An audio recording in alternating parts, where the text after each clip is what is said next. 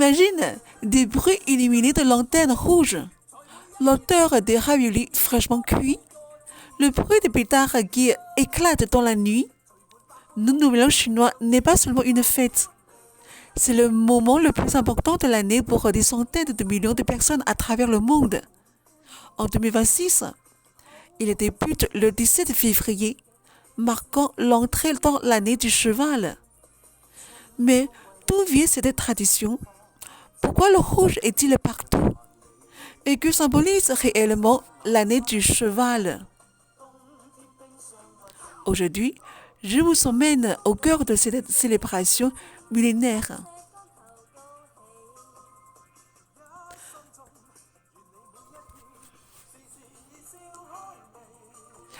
Une légende raconte qu'un monstre nommé Nian terrorisait les villages chaque hiver. Il craignait trois choses. La couleur rouge, le feu, le bruit. Pour le faire fuir, les habitants ont décoré leur maison en rouge, allumé des feux et lancé des pétards. C'est ainsi que seraient nées certaines des traditions que l'on observe encore aujourd'hui. Le Nouvel An chinois est aussi appelé fête du printemps car il marque la fin de l'hiver et le renouveau.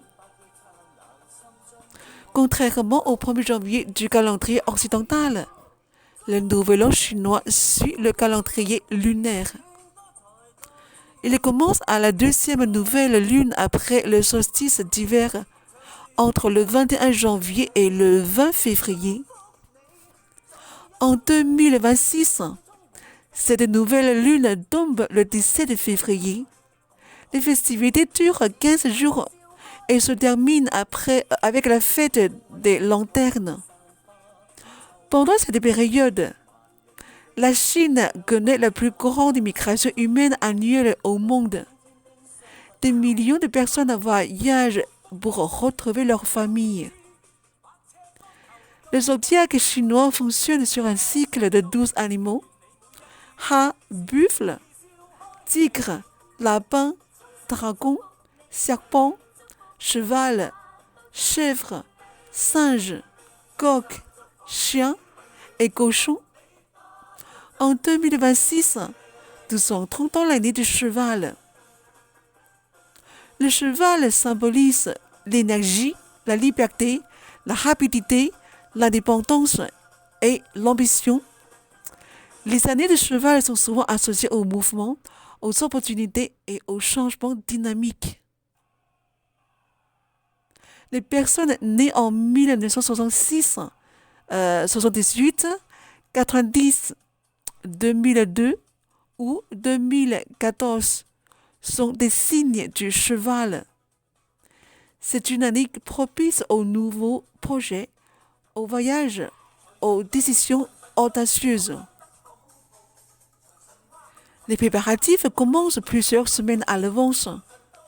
On nettoie les maisons en profondeur pour éliminer la malchance accumulée pendant l'année écoulée. On colle des décorations rouges avec des caractères chinois qui signifient bonheur, prospérité et longévité. Le rouge domine partout. Il symbolise la chance et la protection. La veille du Nouvel An est le moment le plus important, le dîner de réunion. Toute la famille se rassemble autour d'une grande table. Parmi les plats traditionnels, les raviolis, dont la forme rappelle les lingots d'or.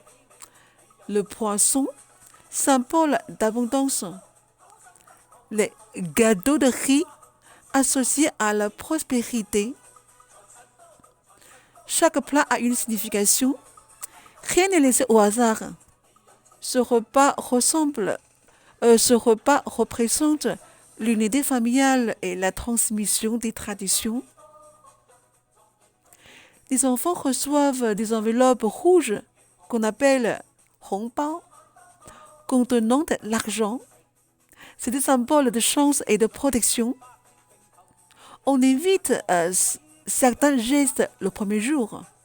Ne pas balayer pour ne pas chasser la chance. Éviter les disputes. Porter du rouge.